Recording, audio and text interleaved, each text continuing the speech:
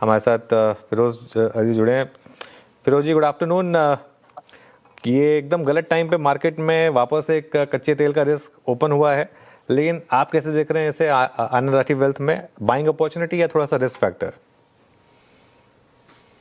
Long term investor के लिए मेरे हिसाब से रिस्क फैक्टर बिल्कुल नहीं है, क्योंकि जो है हल्के हाथ मार्केट से बहुत कम हुए हैं। निफ्टी के टॉप टू सेक्टर्स जो 49% है, बैंकिंग आईटी ऑलमोस्ट, वो अपने ट्रफ वैल्यूएशंस पे है। अर्निंग एस्टिमेट लास्ट ईयर का मेरा 1186 था, 1195 आया है, ब्लूमबर्ग इज द सोर्स। तो आपकी अर्निंग एस्टिमेट ठीक आई है, 980, 1070 and 1195। That's a great earnings growth. Last 10 years की earning growth has been 12.9, price growth has been 9.3. ऐसे समय में long term investor accumulate कर ले तो बहुत अच्छी बात है। वॉर के बाद, फरवरी के बाद एक ही चीज मैं बोल रहा हूँ कि इसमें इतनी क्षमता नहीं है कि मार्केट को 10% से ज्यादा गिरा सके और वहां रख सके। आई थिंक ऊपर वाले की दया से from 30th March that seems to have come true. 22331 was the level on 30th March, which was the last financial year closing. So coming back, इसमें वो क्षमता नहीं है कि 5-10%, 15% गिरा सके। उतनी तो उतार चढ़ाव हर साल दिखाई है 14% की। So if trader might have a risk, but investors don't. ठीक है फिरोज जी, गुड आफ्टरनून। श्रेया बात कर रही हूँ। इन्वेस्टर्स के लिए एक मौका आप कह रहे हैं बाजार में, लेकिन फिर से ये रिस्क ओपन हो रहा है सर, और जिस तरीके से $86 के आसपास अब फिर से क्रूड आता हुआ, और ऐसे में कम गिरा है आज अगर आप देखें, कंपैरिजन करें तो निफ्टी। तो कौन से बड़े थीम्स आपको इस वक्त नजर आ रहे हैं? अगर आपको मैं बस ऑप्शन दूं, आपको दो ही स्पेसेस चुनने हैं इस मार्केट में जो वेल्थ क्रिएट कर पाए, तो वो दो स्पेसेस कौन से होंगे? मैडम, मेरे हिसाब से दोनों स्पेस, बैंकिंग और आईटी होगा।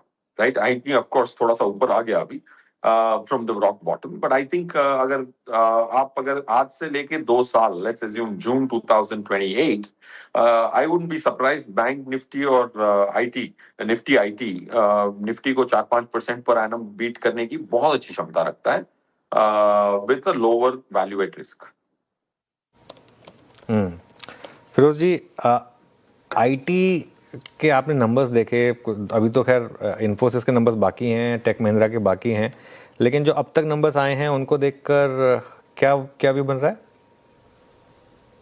ओवरसोल्ड है सर। देखिए, फर्स्ट मूवर एडवांटेज हमारे आईटी सेक्टर को एआई में नहीं था, बट लास्ट मूवर के भी काफी एडवांटेज होते हैं। वो दूसरों से सीख सकता है कैपिटल कम लगा के। And I think of course we LLM में नहीं थे हम, of course people are very upset, but I think we are somewhere close to bottom, is my judgement. Of course थोड़ी सी और उतार चढ़ाव देखने को मिल सकती है। लो बीटा नहीं रहा, पहले डिफेंसिव में एफएमसीजी आईटी को डिफेंसिव कहते थे। बीटा लास्ट 1 ईयर का बीटा 2.2 है निफ्टी का, आईटी का vis-a-vis Nifty, so it's now a high beta sector. तो इसीलिए मैं बहुत कैटेगोरिकली कह रहा था कि 2 साल के टाइम फ्रेम्स में निफ्टी को 5% बीट करने की क्षमता रखता है। That's my judgement. So yes, वही ओपिनियन रहेगा। ऑफ कोर्स रिजल्ट्स खराब हैं, बट उम्मीद वही थी। ऑफ कोर्स जो लास्ट लैप होता है एग्जिट का, वो होता है, बट आई थिंक जैसे Korea has done under perform. तो जो टॉप स्टॉक्स निफ्टी के हैं, ऑफ कोर्स पहले टॉप 10 निफ्टी में 3 स्टॉक हुआ करते थे आईटी के, अब टॉप 20 में 4 हैं। सो आई थिंक जब ये जो एमर्जिंग मार्केट, एमएससीआई का जो एमर्जिंग मार्केट का इंडेक्स है, जिसमें 164 इंडिया के स्टॉक्स हैं, which is called the MSCI standard index, जब वो दूसरी मार्केट्स में थोड़ी ठंडा, मतलब थोड़ी गर्मी कम होगी, तो automatically these 164 stocks, $1.8 trillion follows MSCI emerging market index in which we have 11% weight. दूसरों ने जो वेट खींचा था, वो अनवाइंडिंग ऑफ दैट वेट हो सकती है। कॉस्पी 9,600 से 6,800 पे है। So unwinding of that weight will trigger the next wave of FII if at all. वो तो MSCI स्टैंडर्ड इंडेक्स पे नजर रखना, उसकी अगस्त की रिव्यू पे नजर रखना, जिसमें 164 स्टॉक्स हैं। बॉटम स्टॉक की फ्री फ्लोट 16,000 करोड़ है। टॉप स्टॉक्स में से बहुत पैसा गया है because other emerging markets have pulled out the weight. $1.8 trillion, $80.8 trillion passive, $1 trillion active, उसको ट्रैक करता है, बेंचमार्क करता है। ओके, आईटी पर आपका पॉजिटिव नजरिया, साथ ही बैंक्स को लेकर भी आप ऑप्टिमिस्टिक हैं। लेकिन फिरोज जी, क्या अब लगता है कि फार्मा स्पेस एक डिफेंसिव स्पेस हो चुका है? जिस तरीके से यहाँ पर रिटर्न्स मिले हैं, फार्मा हेल्थ केयर स्पेस देख लीजिए आप, हॉस्पिटल स्टॉक्स देख लीजिए, अभी लॉरस लैब्स की चर्चा हो रही थी, 6 महीने में 43% के रिटर्न्स दिए हैं इसने। फार्मा स्पेस आगे चलकर क्या लगता है इसी तरीके से आउट परफॉर्म करेगा? श्रेया जी देखिए, of course pharma out perform करने की क्षमता रखता है, बट मार्केट की दूसरी दूसरी स्थिति में रणनीति अलग होनी चाहिए। मेरे हिसाब से करंट स्थिति में you don't have to go sectoral. Sectoral reward तब करता है जब पीक पे होते हैं ना, तो कुछ भी खरीदने का मन नहीं करता है, बट थोड़ी चीजें खरीदने से पैसा बनता है। आज की करंट स्थिति में I will be more broad based और साइज के हिसाब से खरीदूंगा rather देन सेक्टर के हिसाब से खरीदूंगा। अगर आप देख रहे हैं तो टोटल 9,500 करोड़ आया है लार्ज कैप में म्यूचुअल फंड्स का जून में। इंप्लाइड एक्सपोजर की बात कर रहा हूं। 7,000 करोड़ मिड कैप के 150 स्टॉक के लिए एलोकेट होके आया है और 6,800 स्मॉल कैप के लिए एलोकेट होके आया है। सो पॉइंट वन ये Shreya, of course I am marginally bullish on health care but not so bullish, point one. Point two, अगर मार्केट निफ्टी 26,500 पे आ जाए ना, तब मैं बोलूंगा कि मुझे सेक्टोरियल जाना पड़ेगा। ऐसे नहीं होगा कि मैं मिड कैप खरीद लूंगा, लार्ज कैप खरीद लूंगा, पैसे बना लूंगा। जब मार्केट 2 साल की करेक्शन कर चुकी है, मई में we have slipped into 2 years of negative, ऐसा जब भी हुआ है, अगले 3 साल की मीन रिटर्न निफ्टी की 21.2 है, मीडियन 20.6 है, वर्स्ट रिटर्न 4.1% है और मैक्सिमम रिटर्न 56% है। If 2 years Nifty has under performed, those are times where you buy the broader market as per size rather than sector. That's my judgment. आपको एक चीज और बता दूं कि क्या हुआ है कि अब जब हमने ये स्टडी की ना, 2 साल की रोलिंग रिटर्न देखी, तो जब भी ये ऐसा होता है तो कभी कैपिटल की लॉस ही नहीं होती है और 21% की मीडियन रिटर्न निफ्टी दे देता है 3 साल की compounded. So I am more bullish on the broader theme than sectors के लिए। रिवॉर्ड इतना नहीं है, risk reward is not so favourable. Okay, risk reward आपके हिसाब से अभी कौन से थीम्स हैं जहां आपको अच्छे लग रहे हैं रिस्क रिवॉर्ड? कोई 2-3 थीम्स?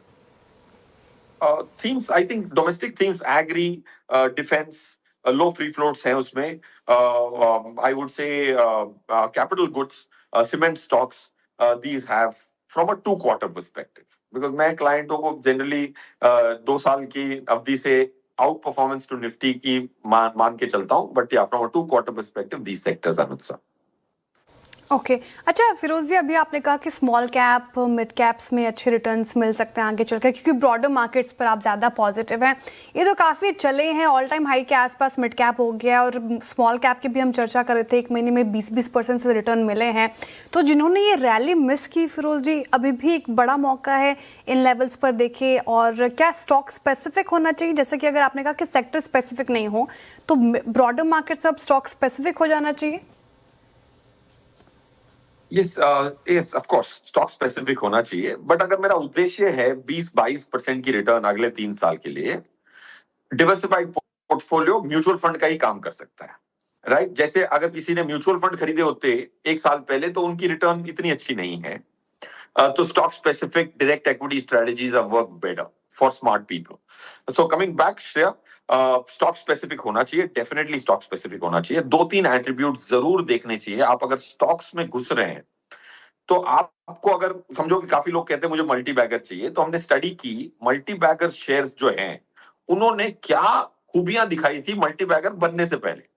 तो 3 खूबियां मैं बता देता हूं। वो this was common between stocks which turned out to become multiplier. उनकी बेस इफेक्ट छोटी थी।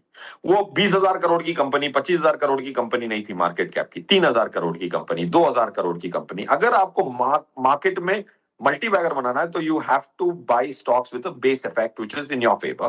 That's one. सेकंड, अर्निंग्स की जो क्षमता है वो ज्यादा वॉलेटाइल नहीं होना चाहिए। एक स्टॉक बहुत अच्छा ग्रो किया है, बट 1 साल उसने 73% की ग्रोथ दिखाई, दूसरे साल उसने -20 की ग्रोथ दिखाई, पैट ग्रोथ, डी ग्रोथ दिखाई। सो अर्निंग्स जो भी स्टॉक्स चुन रहे हैं उसमें आप बेस इफेक्ट देखें आपके फेवर में है कि नहीं है। बहुत बड़ी कंपनी खरीद के डायरेक्ट इक्विटी में पैसा कम लोगों ने बनाया, मल्टी बैगर तो। दूसरा, अर्निंग्स की जो पैट ग्रोथ है वो इतनी वॉलेटाइल नहीं होनी चाहिए। इसको आज एआई के माध्यम से आप कैलकुलेट कर सकते हैं। जैसे आनंद राठी वेल्थ एक लिस्टेड कंपनी है, तो 19 रिजल्ट मैंने दिए, मेरी स्टैंडर्ड डिविएशन ऑफ अर्निंग्स की उतार चढ़ाव की स्टैंडर्ड डिविएशन 4.6 4.8% है, ये हम मेजर करते हैं तो हर कंपनी की, निफ्टी की पूरी कंपनियों की मैंने देखी, आज एआई कर देगा। तो अर्निंग्स की जितनी वॉलेटिलिटी कम है उतना उसको मल्टी बैगर होने में ईज होता है। और तीसरा, उसमें बहुत सारी रिसर्च रिपोर्ट नहीं होनी चाहिए। अगर रिसर्च रिपोर्ट आ गई है 10 रिपोर्ट तो आप लास्ट है। You have to be under covered stock, overlook stocks. These are the 3 attributes you have to look for if you want a multi bagger. Interesting parameters बताए फिरोज जी, सबने नोट किया होगा। I hope कि how to identify multi bagger stocks in this kind of market. Thank you so much for joining us today और have a good evening. बहुत शुक्रिया आज वक्त देने के लिए।